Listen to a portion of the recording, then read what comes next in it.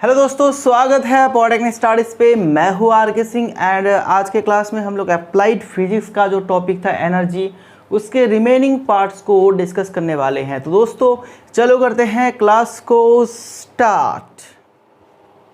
मेरे प्यारे दोस्तों, आप सभी को याद होगा प्रीवियस लेक्चर में हम लोगों ने एनर्जी के बारे में डिस्कस किया था। एनर्जी क्या है, एनर्जी का definition, unit, dimensional formula, energy के कितने फॉर्म होते हैं, types of energy. Types of energy में हम लोगों ने दो टाइप पढ़े थे, potential energy and kinetic energy. And एक चीज़ और भी हम लोगों ने डिस्कस किया था, वो था आपका law of conservation of energy. ठीक है दोस्तों, ये सारी बातें हम लोगों ने प्रीवियस लेक्चर में डिस्कस किए थे। तो अगर आपने प्रीवियस लेक्चर नहीं देखा होगा तो डेफिनेटली देख लीजिए। लिंक आपको मिल जाएगा हमारे डिस्क्रिप्शन पे, या फिर इस कॉर्नर पे जो लिंक आ रहा है इसको भी क्लिक करके आप प्रीवियस लेक्चर देख सकते हैं। तो दोस्तों आज हम लोग डिस्कस करने वाले हैं conservation of mechanical energy for freely falling body. ठीक है, अगर कोई बॉडी, ठीक है, अगर कोई ऑब्जेक्ट ऊपर से एकदम फ्रीली गिर रहा है तो उसके वेरियस पोजीशन पे, ठीक है, उस ऑब्जेक्ट का वेरियस पोजीशन पे कैसे एनर्जी कंजर्व्ड रहता है, ठीक है, एनर्जी का अमाउंट कैसे फिक्स रहता है, ये आज हम लोग प्रूव करने वाले थे। जैसे कि मैंने प्रीवियस क्लास में बताया था कि नेक्स्ट क्लास में हम लोग इसको प्रूव करने वाले हैं। तो दोस्तों चलो अब क्या करते हैं, अभी हम लोग सबसे पहले तो हेडिंग लगा लेते हैं कंजर्वेशन ऑफ मैकेनिकल एनर्जी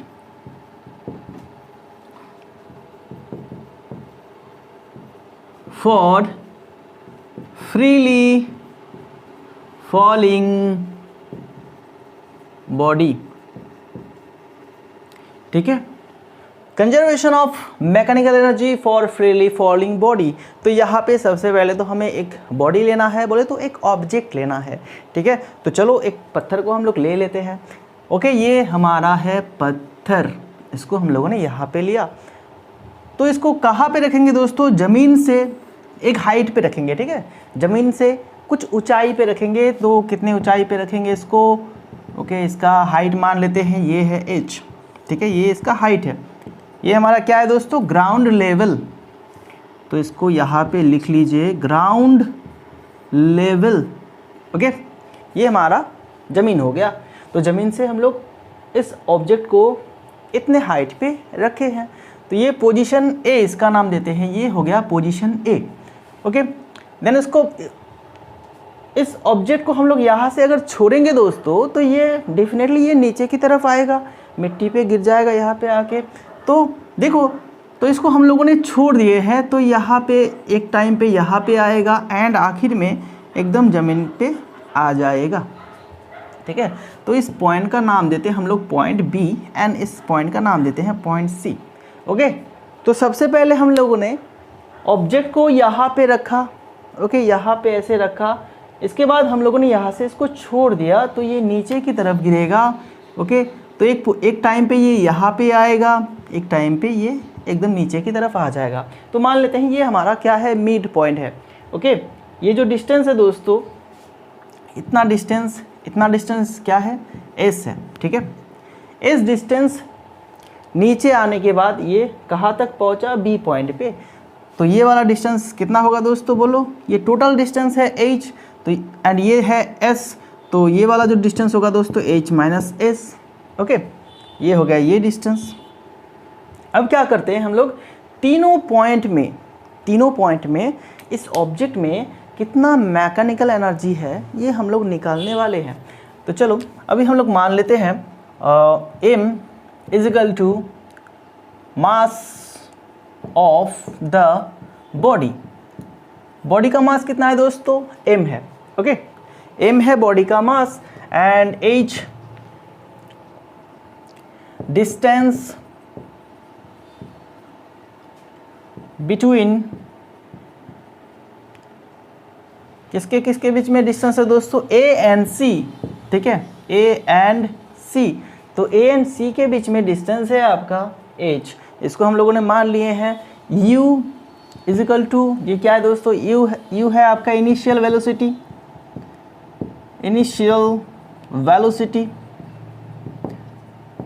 तो इस ऑब्जेक्ट का इनिशियल वेलोसिटी क्या है दोस्तों, फर्स्ट पोजीशन यहाँ पे है, यहाँ पे ये वाला ऑब्जेक्ट क्या था, बोलो, एकदम स्टैटिक कंडीशन पे था, एकदम इसको हम लोगों ने ऐसे रखा था, ठीक है, इसमें कोई भी मोशन नहीं था, तो इनिशियल वेलोसिटी कितना होगा दोस्तों, 0 होगा, ठीक है। एंड v1 मान लेते हैं, v1 velocity of object at point B, ठीक है। तो देखो अब यहाँ से छोड़ने के बाद ये वाला ऑब्जेक्ट नीचे गिरने लगेगा, तो उसमें कुछ ना कुछ वेलोसिटी आएगा, ठीक है, कुछ ना कुछ वेलोसिटी आएगा। तो इस पॉइंट तक आते आते उसका वेलोसिटी कितना हो गया दोस्तों, v1 हो गया। And v, only v is equal to velocity at point c, ठीक है, ये होगा जस्ट v4। अब जस्ट बिफोर मैंने यहाँ पे क्यों लिखा बोलो, क्योंकि अगर ये ऑब्जेक्ट ज़मीन पे आके गिर जाता है तो इसका वेलोसिटी फिर से 0 हो जाता है, लेकिन उससे पहले, ठीक है, एकदम गिरने से पहले, कांटेक्ट होने से पहले उसका वेलोसिटी रहेगा, एंड वो वाला वेलोसिटी मैक्सिमम रहेगा। तो इसको हम लोगों ने दिए हैं v, ओनली v, ठीक है। चलो अब क्या करते हैं हम लोग, इस ऑब्जेक्ट का मैकेनिकल एनर्जी निकालेंगे। पॉइंट ए में कितना मैकेनिकल एनर्जी है, पॉइंट बी में कितना है, एंड पॉइंट सी में कितना है। तो यहाँ पे हम लोग निकालेंगे, एनालाइज करेंगे एट पॉइंट ए, ठीक है, ए पॉइंट पे हम लोग बात कर रहे हैं। तो ए पॉइंट पे पोटेंशियल एनर्जी क्या होगा, ओके, इसको मैं पूरा लिख लेता हूँ, पोटेंशियल एनर्जी क्या होगा दोस्तों, यहाँ पे पोटेंशियल एनर्जी का फॉर्मूला क्या होता है, mgh, ठीक है। तो m क्या है दोस्तों, यहाँ पे mass of the object, okay, mass of the body, g for acceleration due to gravity, ठीक है, इसको आप यहाँ पे लिख लीजिएगा, acceleration due to gravity, g is equal to acceleration due to gravity. h is equal to क्या है दोस्तों, हाइट है, देखो ये वाला हाइट, ठीक है, ग्राउंड लेवल से a पॉइंट का कितना डिस्टेंस है, ये वाला h, तो यहाँ पे मैंने लिख दिया। एंड काइनेटिक एनर्जी क्या होगा दोस्तों, काइनेटिक एनर्जी का फॉर्मूला आपको याद होगा, प्रीवियस क्लास में हम लोगों ने करा था, दैट्स वाई मैंने आप लोगों को कहा था कि प्रीवियस लेक्चर देख लीजिएगा, ठीक है। तो काइनेटिक एनर्जी का फॉर्मूला क्या होता था, हाफ mv², ठीक है। तो यहाँ पे v तो नहीं होगा, यहाँ पे होगा इनिशियल वेलोसिटी mu²। तो ये देखो u का वैल्यू कितना है दोस्तों, 0 है। तो u का वैल्यू अगर हम लोग 0 लगाते हैं, देखो 0 का स्क्वायर, तो ये ऑल्टरनेटिवली 0 हो जाएगा, ठीक है। तो पॉइंट ए में पोटेंशियल एनर्जी है mgh एंड काइनेटिक एनर्जी है 0, बिकॉज पॉइंट ए में ऑब्जेक्ट में कोई भी मोशन नहीं है, ठीक है, ये बिल्कुल रेस्ट कंडीशन पे था, स्टैटिक कंडीशन पे हम लोगों ने इसको रखा था, जिसके लिए इसमें कोई मोशन नहीं है, तो काइनेटिक एनर्जी भी नहीं है, ओके। तो टोटल एनर्जी क्या होगा दोस्तों, यहाँ पे टोटल मैकेनिकल एनर्जी यहाँ पे होगा, कितना होगा बोलो, mgh plus 0 is equal to mgh। ये हो गया पॉइंट ए में इस ऑब्जेक्ट का टोटल मैकेनिकल एनर्जी mgh। बस इतना वैल्यू आप याद रख लीजिए। अभी हम लोग पॉइंट बी को एनालाइज करने वाले हैं, तो पॉइंट बी को चलो इधर करते हैं। पॉइंट बी में हम लोग करते हैं एट पॉइंट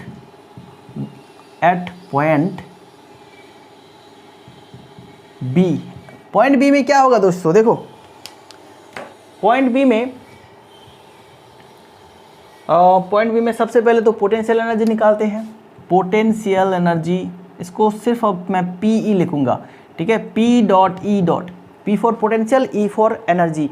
तो potential energy at point B क्या होगा, m तो m ही रहेगा, mass of the object, and ये g रहेगा, acceleration due to gravity. And height कितना है दोस्तों, देखो हाइट है ग्राउंड लेवल से इस पॉइंट का हाइट कितना है, h माइनस एस, तो ये h माइनस एस हम लोगों ने लिख दिए हैं। ये क्या बन गया, ये निकल गया हमारा potential energy of the object at point B, okay. Then इसके बाद काइनेटिक एनर्जी निकालेंगे। काइनेटिक एनर्जी क्या होगा, फॉर्मूला है हाफ एम वी स्क्वायर, यहाँ पे v कौन सा होगा, पॉइंट बी में वेलोसिटी क्या है दोस्तों, v1, ठीक है। तो v1 यहाँ पे लिखेंगे v1 स्क्वायर, लेकिन हमें v1 का वैल्यू तो पता नहीं है, तो v1 का वैल्यू भी हम लोग निकाल लेते हैं। तो v1 का वैल्यू हम लोग कहाँ निकालेंगे, इधर पे आपको दिख रहा है तो इधर निकालेंगे, ठीक है। तो v1 का वैल्यू कैसे निकालेंगे दोस्तों, सोचो, इसका एक फॉर्मूला है दोस्तों v1 का वेलोसिटी निकालने के लिए। तो यहाँ पे हम लोग ये वाला फॉर्मूला यूज़ कर सकते हैं दोस्तों, v is equal to u square plus 2GS, ठीक है। ये एक फॉर्मूला आता है, ठीक है। v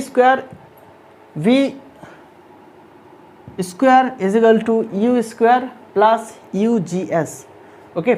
ये एक फॉर्मूला आता है। v फॉर क्या है दोस्तों, final velocity, u for initial velocity, and g जो है दोस्तों ये है acceleration due to gravity, and s क्या है दोस्तों, डिस्प्लेसमेंट ऑफ द ऑब्जेक्ट। तो इस फॉर्मूला को अगर हम लोग यहाँ पे अप्लाई करते हैं तो क्या होगा, v स्क्वायर बोले तो हमारा v1 का स्क्वायर निकालेंगे यहाँ पे, एंड u बोले तो u क्या था दोस्तों, ऑब्जेक्ट का इनिशियल वेलोसिटी क्या था, 0 था, तो 0 का स्क्वायर 0 होता है, एंड 2g ये रहेगा। s क्या है दोस्तों, इसको हम लोगों ने ac लिखा तो s लिखेंगे, ठीक है। तो v1 स्क्वायर बन जाएगा 0 प्लस 2gs मतलब 2gs, ठीक है। तो देखो अब क्या करते हैं, half m into v1 square का वैल्यू लगा देते हैं यहाँ पे 2gs, तो ये बन जाएगा क्या, 2 कट जाएगा, सिर्फ रह जाएगा mgs, ठीक है। ये हो गया क्या, kinetic energy of the object at point B. इतना तो समझ में आया ना दोस्तों। देखो हम लोगों ने ये वाला फॉर्मूला को यहाँ पे यूज़ किया है, ये मोशन का फॉर्मूला है, ठीक है। अगर वर्टिकल मोशन का फॉर्मूला होता है, कोई ऑब्जेक्ट अगर वर्टिकल मोशन पे है, वर्टिकल डायरेक्शन पे मूव कर रहा है, तो उसका जो इक्वेशन होगा दोस्तों, फॉर्मूला होगा ये वाला होगा, ठीक है। ऐसे 3-4 फॉर्मूला और भी है जो हम लोग काइनेमेटिक्स में पढ़ते हैं, ओके। चलो अब क्या है दोस्तों, अब हम लोगों ने पोटेंशियल एनर्जी निकाल लिए हैं एंड काइनेटिक एनर्जी भी निकाल लिए हैं। तो एट पॉइंट बी में हम लोग क्या निकालेंगे, total mechanical energy, total mechanical energy, ठीक है। तो ये क्या होगा,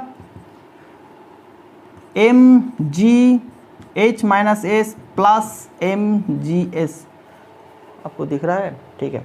देखो potential energy plus kinetic energy, तो पोटेंशियल एनर्जी को हम लोग यहाँ पे थोड़ा सा स्प्लिट कर देते हैं, mgh minus mgs plus mgs।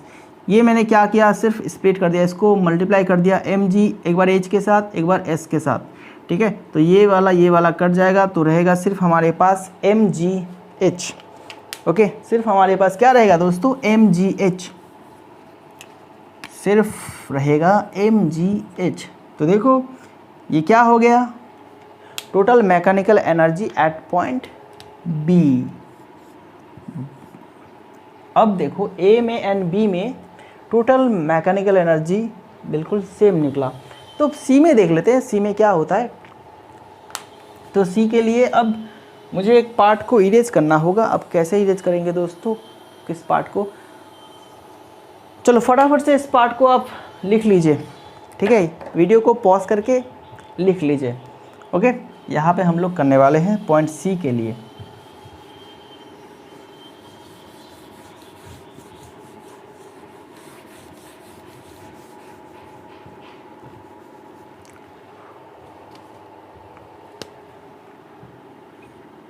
ठीक है, एट पॉइंट सी में क्या होगा, एट पॉइंट सी में क्या होगा दोस्तों, बोलिए। पोटेंशियल एनर्जी क्या होने वाला है एंड पोटेंशियल एनर्जी क्या होने वाला है एंड काइनेटिक एनर्जी क्या होने वाला है। अगर आप खुद से निकाल सकते हैं तो ट्राई कीजिए, नहीं तो मैं यहाँ पे कर देता हूँ। देखो पोटेंशियल एनर्जी क्या होगा दोस्तों, फॉर्मूला क्या है, mgh, एंड सी पॉइंट पे ये तो बिल्कुल ग्राउंड के साथ टच हुआ है ना, तो इसको हम लोग ग्राउंड पॉइंट मान लेते हैं। तो ग्राउंड में हाइट जो होगा दोस्तों वो 0 होगा, ठीक है। तो ये हमारा बन जाएगा 0, क्योंकि ये ग्राउंड पे आ चुका है, ठीक है। ग्राउंड पे आ चुका है तो इसका पोटेंशियल एनर्जी 0 हो जाएगा, क्योंकि हाइट जो है हाइट कुछ भी नहीं है, मतलब 0 है हाइट, h का वैल्यू अगर 0 लगाते हैं तो mg इंटू 0 बोले तो पूरा 0 हो जाएगा। तो पोटेंशियल एनर्जी हमें मिल गया है 0।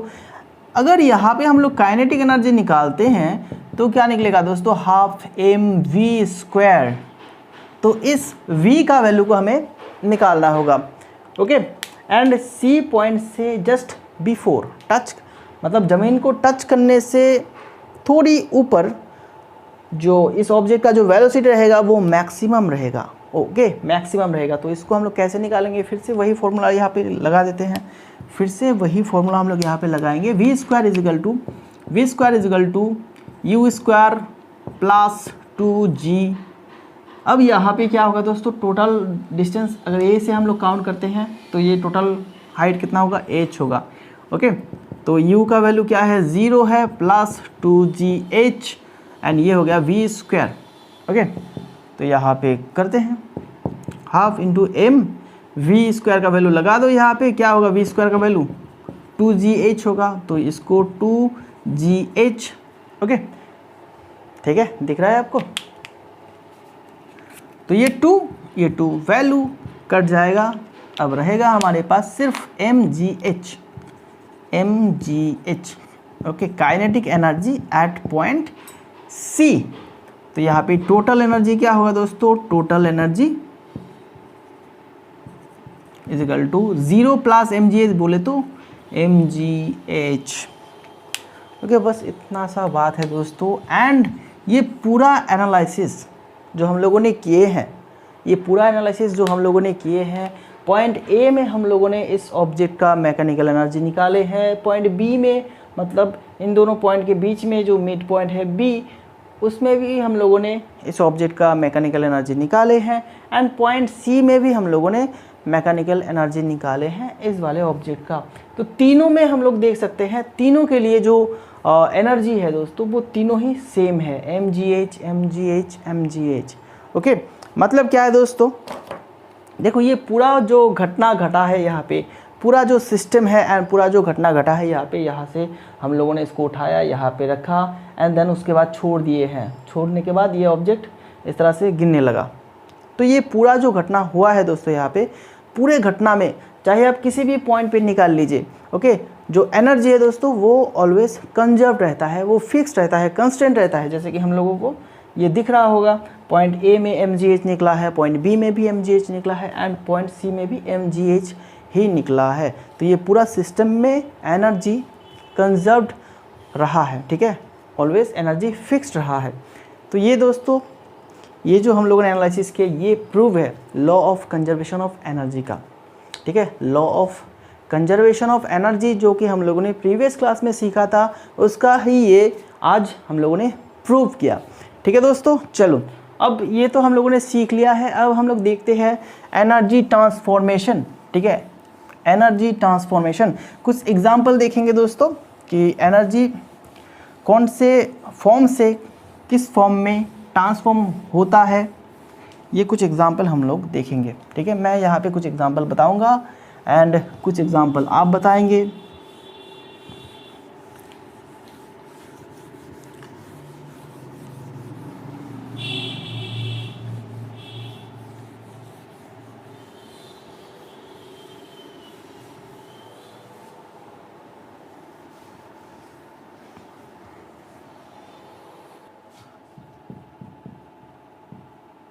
Transformation of energy.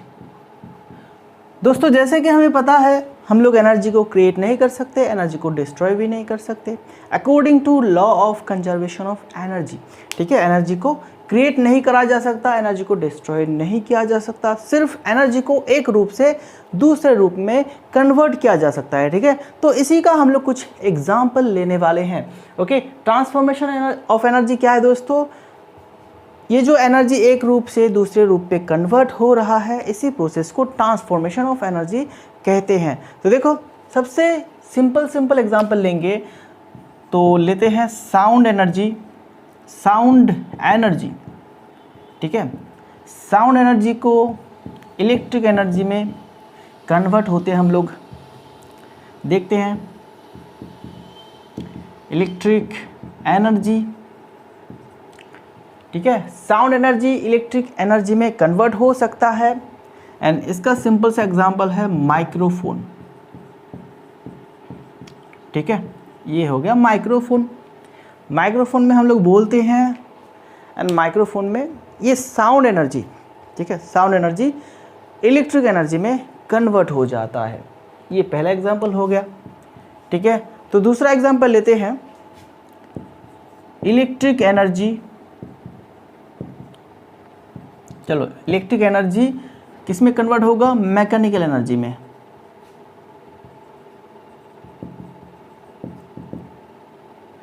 एंड इसका सिंपल सा एग्जांपल है इलेक्ट्रिक मोटर, ठीक है।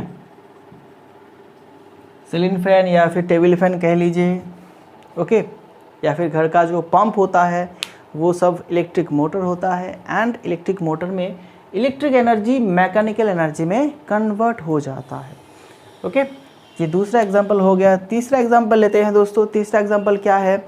अब हम लोग बात करते हैं मैकेनिकल एनर्जी को कन्वर्ट करेंगे। मैकेनिकल एनर्जी किस में कन्वर्ट होगा? ओके, इसको साउंड एनर्जी में कन्वर्ट करते हैं, साउंड एनर्जी, ठीक है। मैकेनिकल एनर्जी को साउंड एनर्जी में कन्वर्ट करेंगे। तो इसका सिंपल सा एग्जांपल है साइकिल का बिल, ठीक है। साइकिल के बिल में हम लोग क्या करते हैं दोस्तों? ऐसे प्रेस करते हैं, ठीक है। तो वो मैकेनिकल एनर्जी हम लोग उसको देते हैं, एंड उससे कि साइकिल का बिल बचता है। तो मैकेनिकल एनर्जी साउंड एनर्जी में ऐसे कन्वर्ट होता है यहाँ पे। 4 नंबर एग्जांपल लेते हैं। 4 नंबर एग्जांपल पे लेंगे हम लोग इसको हीट एनर्जी, इसको कन्वर्ट करेंगे हम लोग मैकेनिकल एनर्जी में, okay. Heat energy mechanical energy में कन्वर्ट होता है। ये होगा आपका स्टीम इंजन, ठीक है। स्टीम इंजन में क्या होता है दोस्तों?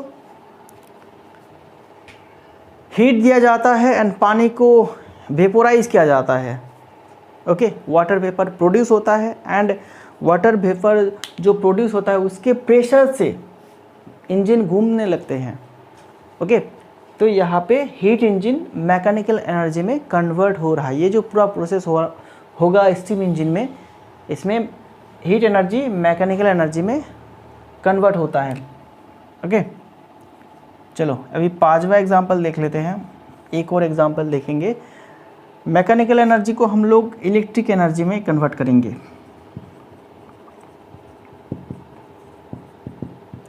इसको कन्वर्ट करेंगे इलेक्ट्रिकल एनर्जी में, इलेक्ट्रिकल एनर्जी। तो इसका क्या एग्जांपल होगा दोस्तों? मैकेनिकल एनर्जी को इलेक्ट्रिक एनर्जी में कैसे कन्वर्ट करते हैं हम लोग? किसके सहारे?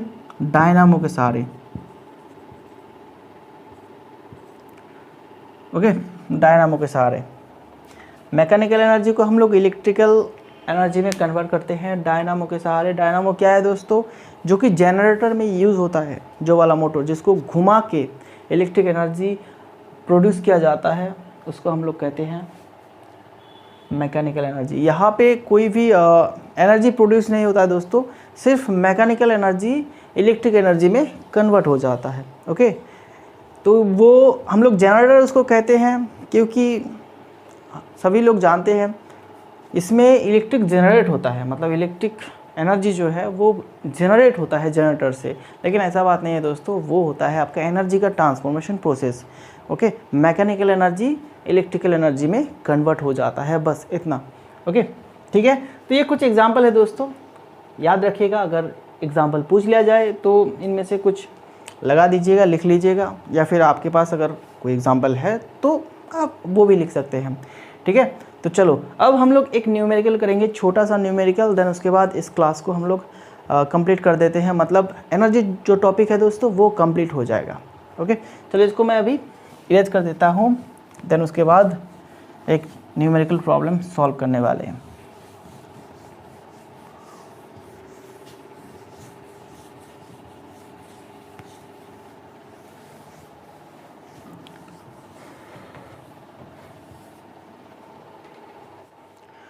तो दोस्तों ये रहा आज का हमारा प्रॉब्लम, बहुत ही सिंपल सा प्रॉब्लम है एंड काइनेटिक एनर्जी से रिलेटेड है। तो दोस्तों इस प्रॉब्लम में क्या बताया गया है देख लेते हैं। The kinetic energy of an object of mass m moving with a velocity 5 metre per second is 25 joule. What will be the kinetic energy when its velocity is doubled? What will its kinetic energy when velocity increase to 3 times? बोले तो simple सा अर्थ है दोस्तों, एक object जिसका मास है m and 5 metre per second velocity के साथ मूव कर रहा है, तो इस मोशन की वजह से उसमें जो काइनेटिक एनर्जी है उसका वैल्यू है 25 जूल। ठीक है, एक ऑब्जेक्ट m मास का एक ऑब्जेक्ट जो कि 5 मीटर पर सेकेंड वेलोसिटी के साथ मूव कर रहा है, जिसकी वजह से उसका काइनेटिक एनर्जी है 25 जूल। अब बताया गया है अगर हम लोग वेलोसिटी को डबल कर देते हैं तो उस ऑब्जेक्ट का काइनेटिक एनर्जी क्या रहेगा। ठीक है, अगर वेलोसिटी को हम लोग डबल कर देते हैं तो काइनेटिक एनर्जी क्या रहेगा, एंड अगर हम लोग वेलोसिटी को 3 गुना बढ़ा देते हैं, इंक्रीज कर देते हैं, तो फिर काइनेटिक एनर्जी क्या रहेगा, ये हम लोगों को पूछा गया है। ओके, तो चलो सिंपल सा सॉल्यूशन कर लेते हैं। अभी सॉल्यूशन क्या रहेगा दोस्तों, काइनेटिक एनर्जी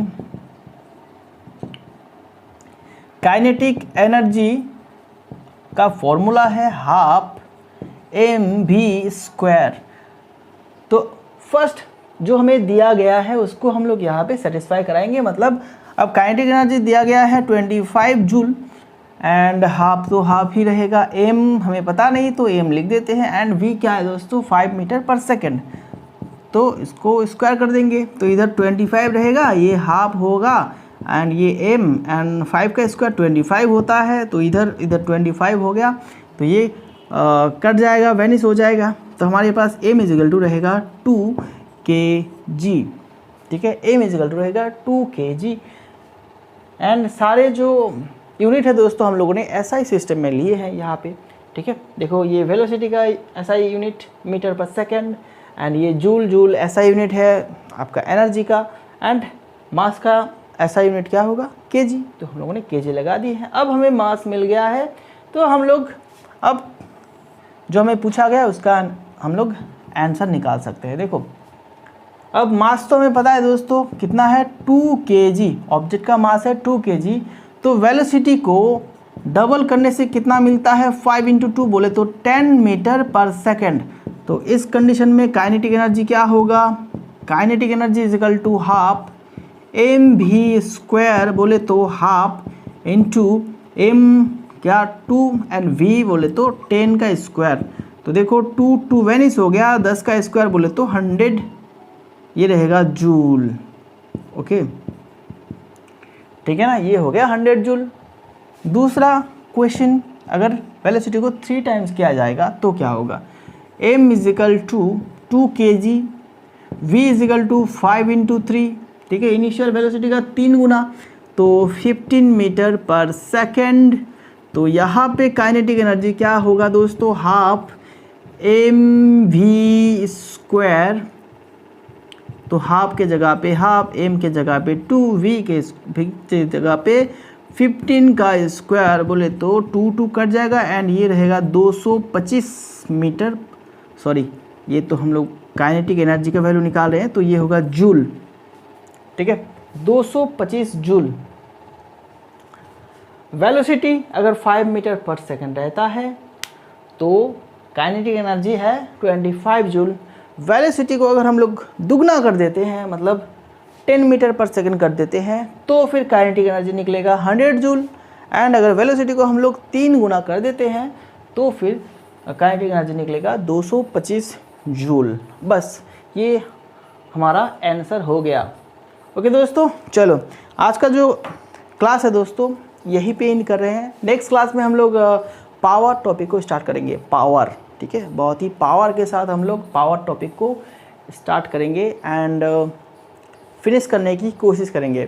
ठीक है, तो चलो दोस्तों, अगर आप लोगों ने हमारे चैनल को अभी तक सब्सक्राइब नहीं किया है तो सब्सक्राइब ज़रूर कर लीजिएगा एंड अपने दोस्तों में क्लास को शेयर कीजिएगा। ठीक है, अपने कॉलेज के दोस्तों से, अपने फ्रेंड से, ओके, जो कि डिप्लोमा इंजीनियरिंग कर रहे हैं तो उनको आप शेयर कर सकते हैं। एंड क्लास अगर अच्छा लगे तो लाइक ज़रूर कर देना, कमेंट ज़रूर कर देना। अगर कोई डाउट रहता है दोस्तों तो डाउट आप मेरे व्हाट्सएप पे मुझे सेंड कर सकते हैं। मेरा व्हाट्सएप नंबर तो आपको पता होगा ना, चलो फिर से कह देता हूँ 7866804794। तो अगर आपके मन में कोई डाउट है तो आप मेरे से व्हाट्सएप पे कांटेक्ट कर सकते हैं।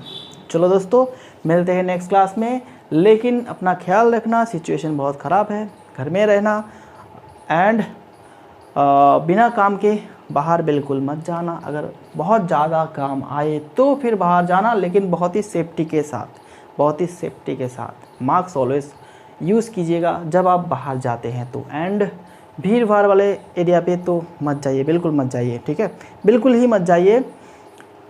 चलो तो मिलते हैं नेक्स्ट क्लास में। Thank you very much.